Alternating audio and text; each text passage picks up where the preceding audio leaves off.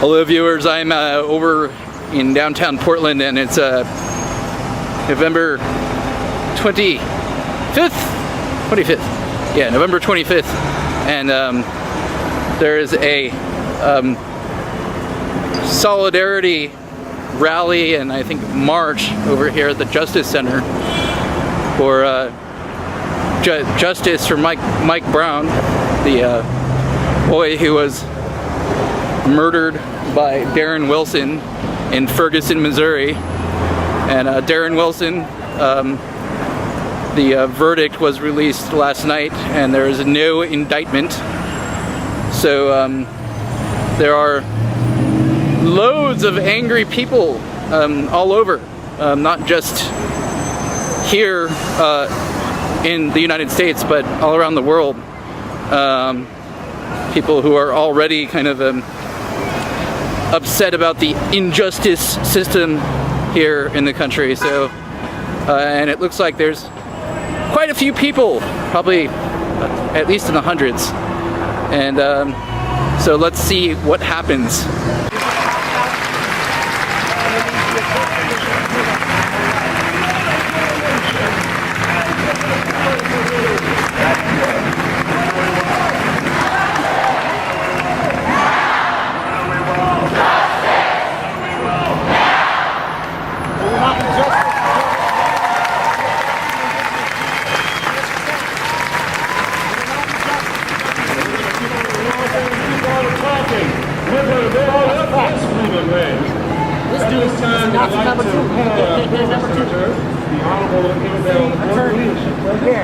Real talk.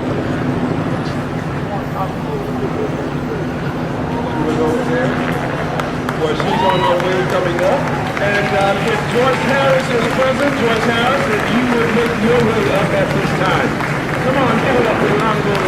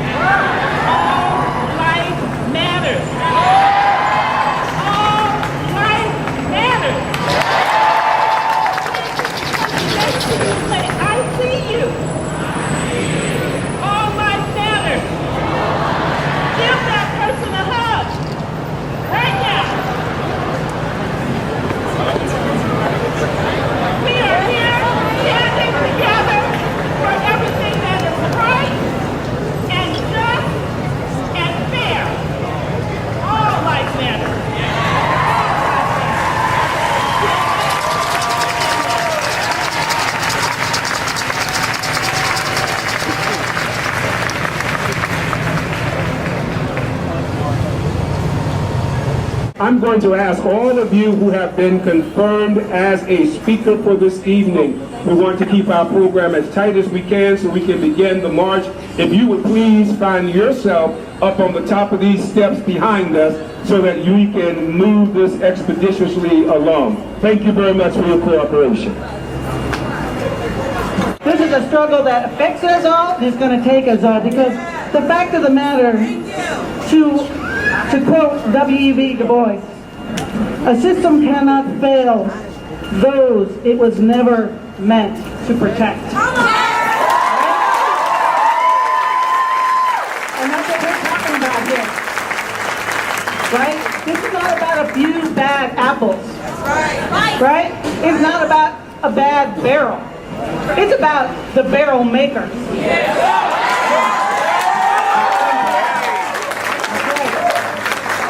So I want to call out to you, both especially to the white people who can have the privilege of going back to normal lives. I want to challenge you. This is your moment. Yes. This is your moment to step up, to not take over, to listen, and to walk with the people most impacted by this.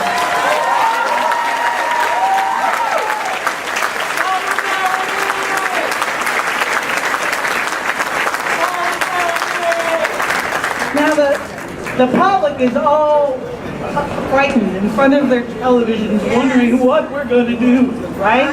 They're wondering why it is that people are calling out the National Guard. They're wondering why there's people out there on the police looking for trouble, right? Because we're scaring them. But what they don't even get is that they're being impacted too, right? So it's going to take all of us, and acknowledging those systems that divide us and refusing to go back to normal, that's what it's going to take to turn this ship around.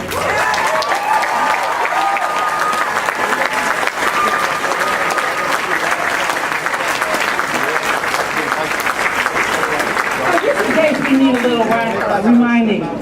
Let us say it loud enough for people in these apartments to hear. Who want us to go away and to stop causing trouble. No justice, no peace. No justice, no peace. No justice, no peace. No justice, no peace. No justice, no peace. No justice, no peace. No justice, no peace. Thank you very much for that.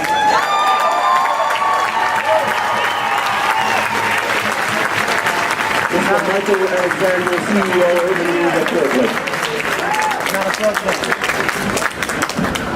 Good evening. The Urban League stands in proud solidarity with all who are present here today, but particularly with the leadership of the Albino Ministerial Alliance for Justice and Police Reform. We want to express our deep gratitude for the long-standing and courageous leadership that they have brought to the issue of police accountability and the disheartening history of the use of excessive force within our city. We stand here today because we have all come to sadly recognize the tragic circumstances of August 9th in Ferguson, Missouri, which took the life of Michael Brown. This young man's name is added to that of many other young, black men and women whose life paths came to a sudden end because of police misconduct. Michael Brown's name is forever embedded in our memory. However, for many of us, it's the last name on a long list. Kamari Gray and Eric Garnes in New York. Ezel Ford in Los Angeles. Wendell Adams in New Orleans. Oscar Grant, the young man whose life and whose death was chronicled in the film Fruitville Station in Oakland. But if for some reason those names are not familiar to you, I'm sure these are. Keith Notice. James Perez. Kenya James. Aaron Campbell. Their deaths point to a fact that is indisputable. Long before there was a Ferguson, Missouri, there was a Portland, Oregon. Long before. The call for justice and police accountability is one that members of this community have demanded for decades. Throughout that period, the leadership of the AMA has been one to speak truth to power and oppression with unwavering courage and resolve. That's right. This is the path on which we stand today, and on which we have to recommit ourselves to continue to travel. The frustrating question that we face is always, when do we arrive at the point of justice and accountability that we, our families, and our communities demand and deserve? No accountability. I don't know the day, but I sought out the wisdom of Dr. Martin Luther King to frame a way to keep that destination in sight. I chose a quote from the speech that he gave on the steps of the Alabama State Capitol in 1965 at the end of the march from Selma to Montgomery, Alabama. I know you are asking today, how long will it take? Somebody's asking, how long will prejudice blind the visions of men, darken their understanding, and drive bright-eyed wisdom from her sacred throne? Somebody's asking, when will wounded justice lying prostrate on the streets of Selma and Birmingham and communities all over the South be lifted from this dust of shame to reign supreme among the children of men. Somebody's asking, when will the radiant star of hope be plunged against the nocturnal bosom of this lonely night? Plucked from the weary souls with chains of fear and the manacles of death. How long will justice be crucified and truth dead? I come to say to you this afternoon, however difficult the moment, however frustrating the hour, it will not be long. Because truth, crushed the earth, will rise again. How long? Not long, because no lie can live forever. How long? Not long. Because you shall reap what you sow. How long? Not long, because the arc of moral universe is long, but it bends towards justice. So spoke Dr. King. I conclude by asking that we continue as a beloved community to navigate the path to justice and accountability, however draining, however demoralizing, and however difficult. Because we can settle for nothing less, and ain't nothing going to turn us around.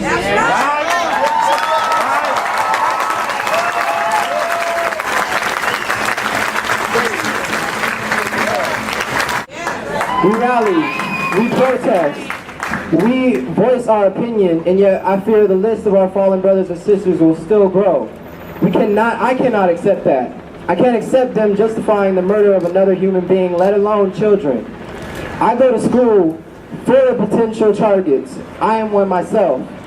But I cannot accept that this is just the way things are. That's right! Going up to this point, I've had to accept being told not to question why we don't get the necessities of living a peaceful way of life.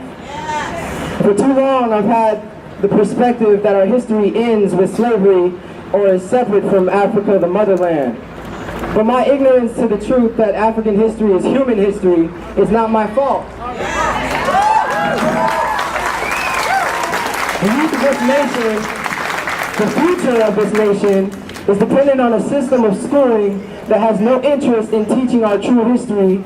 They would rather teach the conqueror's history, no interest in teaching us knowledge of self. They would rather keep us angry for the sake of the prison industrial complex. There's no interest in teaching us economics or finances, but we're supposed to know these things to survive in a capitalistic society. We need to stop depending on this system that doesn't have our human necessities in mind and would rather brag about the little things they do to help instead of addressing the elephant and donkey in the room, which is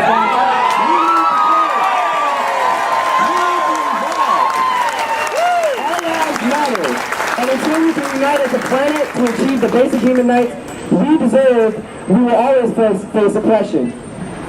Every bright mind in this crowd on this earth has the capability to lead us out of darkness. That's right. But until it takes every bright mind to lead and do so for us to brighten up the world around us. Yes. Thank you. That's all I have to say today.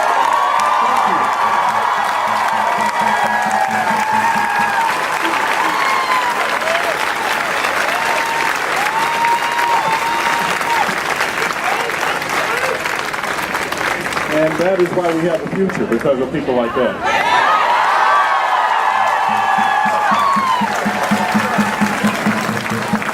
I'm going to follow his lead because I wanted to make sure that I said certain things and I didn't want to just forget them, so I wrote them down as well. It's hard to put together the right words when on some level, my emotions are indescribable. I want to yell loud over and over, and then I'm just sad. Then I realize I want to fervently not incite. Then it starts all over again. I know too well that it's safe to be quiet when such emotions rage, but at this time, being quiet would be wrong. Very, very wrong.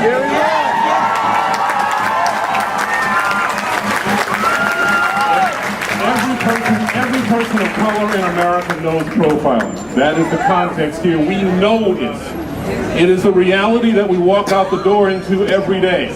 Yes, it is. The first thought at the beginning of any encounter with law enforcement is, am I going to die today? Yes.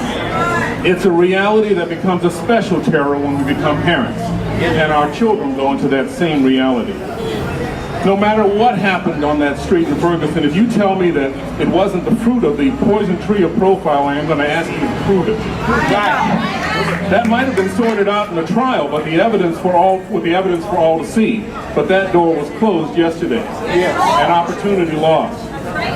Now, how many times must this happen? Every time profiling is studied, it's confirmed, and people like me think, well, I could have told you that. And yet, every case that follows the same predictable trajectory, as if it doesn't matter that the story has been repeated countless times. Protect and serve. Now, I yearn for a world in which we can believe that. A world in which the tools of law enforcement are the tools of peacekeeping.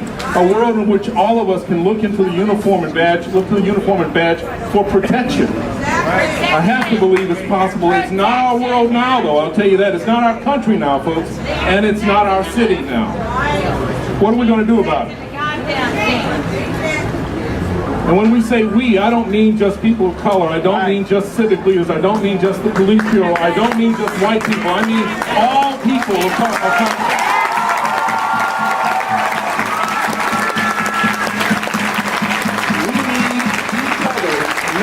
And always. Our pain and our grief at a time like this may not be the same pain and grief, but every person of conscience feels it. There are police officers of conscience. They are victims too. The fact that when the fabric of our American community is torn and frayed, we are all in danger. And no arsenal or fortification will protect us when the danger comes from within. Neither childish bullying or taunting nor a taste of confrontation have any place among those sworn to protect and serve. Abiding and obvious respect for all human lives must be a fundamental qualification for the job. The mere suspicion that the tools of law enforcement are perceived or deployed as instruments of domination rather than peacekeeping and protection frays that fabric. Nothing about the Ferguson grand jury process quelled that suspicion. In fact, this failure just magnifies all the failures that have come before. Every additional case makes it harder to evaluate the next as anything but another confirmation of systemic oppression. The fabric of our community will not repair itself. We either weave trust and respect, or we rip them apart. I have to believe that we are better than this. I believe that as somebody else, we're going to hear this quote another time, I believe that the arc of the moral universe bends towards justice. I'm frustrated with how long it is, and along with our president, I believe that it bends because each of us in our own way puts our hand on that arc and we bend it in the direction of justice. These conditions did not fall out of the sky. They are the result of decisions made by human beings. And human beings, people of conscience, can decide to change them. The question really isn't, can it be done? The question is, are we up to it?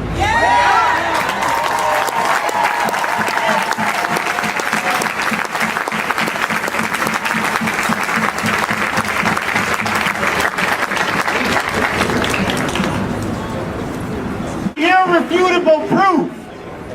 Without racism, you can't have terrorist cops. And and the reason why you have racism is because of capitalism. There's no question about that. No question. So we know that the capitalist system, which is a system where profits are more important than people, was built on the backs of working class white people. Is that right? That's right. We know that capitalism has been built on the backs of Asian people and indigenous people whose descendants are out here today. Is that right? And without question, we know that capitalism is built and maintained by exploiting Africa and African people. No question about that. And we know that we have had 500 years of fighting from overseer to officer. We have had 500 years of burning plantations to cities. So we know we shouldn't be surprised by anything this decadent system does. Right. But at the same time, our solution is revolution, but we know y'all ain't ready for that tonight. So we didn't come here to talk about that. That's not our message tonight. That's not our message right now. Please listen. Our message to you is each and every one of you has to be in some organization working for justice. Each and every one of you out here. Now,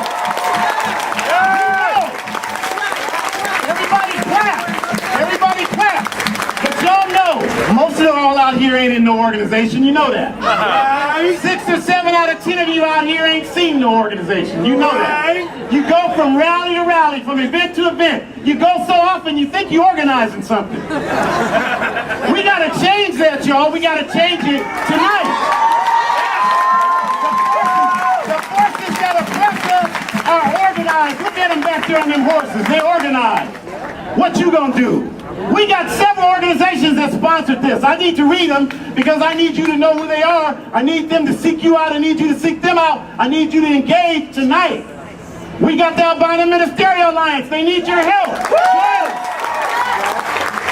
Portland Cop Watch needs your help. Join us. Portland Jobs for Justice needs your help. Join us. Jewish Voices for Peace needs your help. Join us. The All African People's Revolutionary Party needs your help. Join us. Iraq Veterans Against the War, Killjoy Prophets, they need your help. Join us. We've got Hella 503 Collective, they need your support. The Portland Central American Solidarity Committee. Right, the Rose Hips Medic Collective, the Portland Urban League, the Portland Committee for Human Rights in the Philippines, the International Socialist Organization, and Rising Tide, all these organizations. And if you don't want to join one of those organizations, then start the My Ideas Are Better Than Yours organization right here tonight. And recruit among this crowd and get to work, y'all. Get to work. Stop coming to these rallies and going and having a meal and a beer and waiting for the next 28 days for somebody else to get shot by terrorist pigs. Stop doing that. Get organized. Get organized. Get organized. I'm standing here today representing not only Portland State University, but the NAACP for the city of Portland. I didn't prepare nothing to come out here to talk about. They just told me to come over here a little while ago. So I'm just going to share from my heart and share what I posted on my Facebook. But I want to start by telling you, do not go quietly into that dark night. This has been a darkened night in America. Yep. But we have the opportunity to rise up and use our collective voices to tell America enough is enough. Last night on my Facebook I wrote this. America, how much more do you want us to bear? We bore the injustices of slavery. We bore the lies of emancipation. We bore the burden of segregation. We bore the indignities of Jim Crow. We bore the annihilation of our communities. We bore the brunt of mass incarceration. We bore the debt of your housing market. We bore the magnitude of under and unemployment. We bore the assassination of our leaders and now our children. How much more, America? What is the cost of justice and freedom? What is the mortgage on the lives of black and brown folks? How many more amortized payments will you claim without reducing the principal balance on our earned freedom? When will Black Lives Matter? And when will you pay back into the siphoned coffers of our broken communities?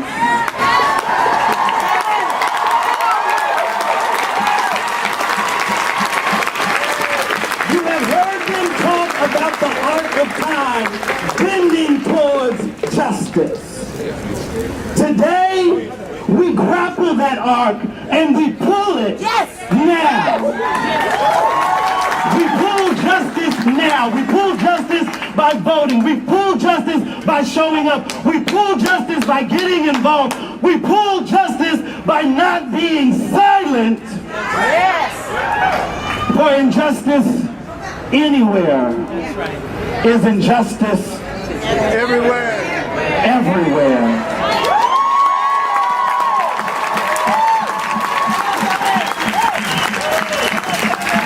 There is only one solution. Revolution.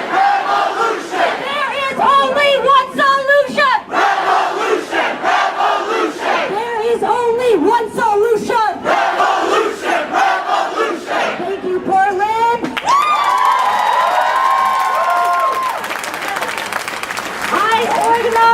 with Portland Committee for Human Rights in the Philippines and Buy In USA, a national alliance of progressive Filipinos fighting for liberation and genuine freedom for the Philippines and all oppressed peoples of the world. Our honor and appreciation goes to the organizers of the event. We are here with you to condemn the grand jury for their abhorrent failure in seeking justice, and we call out the continual systemic oppression and murder of black bodies and black livelihood. We are here with you as we cry out in the face of a racist system that was never meant to be just. This system has proven again and again that it continues to maintain white supremacy at its core with its inability to indict Darren Wilson. Filipinos in America and the Philippines, under the banner of Buy In USA, are bounded in solidarity with the people of Ferguson, where uprising and rebellion against the white supremacist police and local governments are justified in the wake of Michael Brown's murder and the grand jury's continuation of racist historical trends. As the National Guard occupies Ferguson, we see how collective anger and cries for justice are met with fierce and corrupt militarization.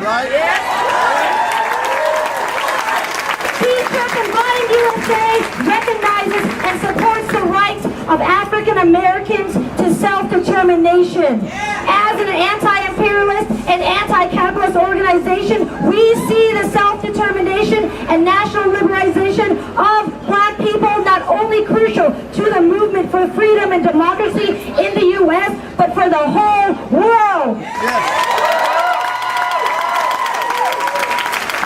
The self-determination includes the right to self-defense. We support the organizing of black communities to chart their path to freedom and democracy. PDX also supports the call from black organizers for the formation of black self-defense networks to defend black lives from police terror and state violence.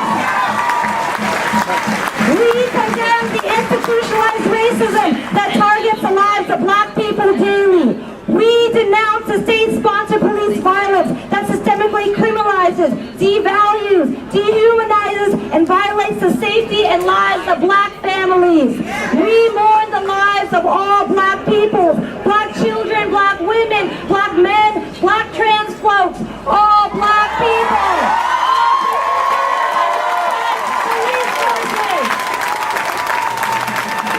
We raise our fists to take to the streets in our own communities to protest state repression while fighting for rights of immigrants and working class people of color. We understand all too well the connection between our struggles for liberation and the hypocrisies of a system that is not pro-people. We stand in solidarity with our homeland in the Philippines, to Palestine, to Hong Kong, to Mexico, and to Ferguson. We are here united.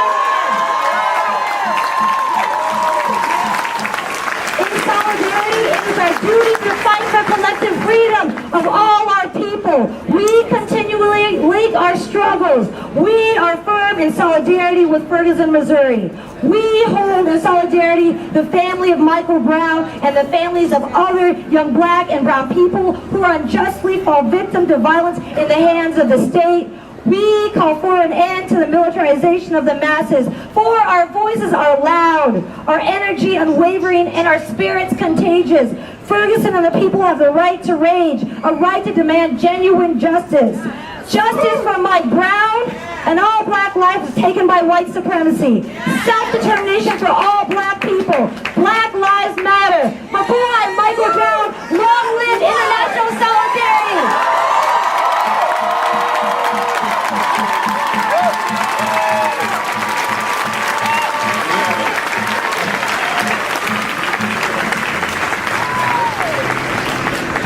How can we heal the wounds of the world if we cannot heal our own?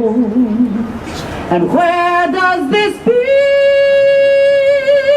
on earth begin, if not in the home?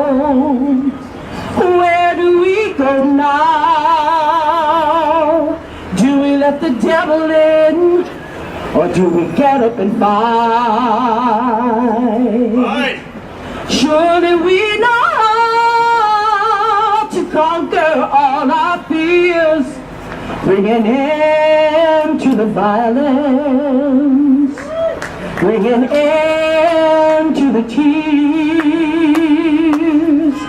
How can we heal the wounds of the world if we cannot heal our own? And where does this peace on earth begin, if not in the home? Well, there's too much talk about it, and too many walk without it. Tell me, where is the love? Where is a God in your life? To my left, a woman abuses her children. To my right, somebody's beating their wife. Tell me, where is this love?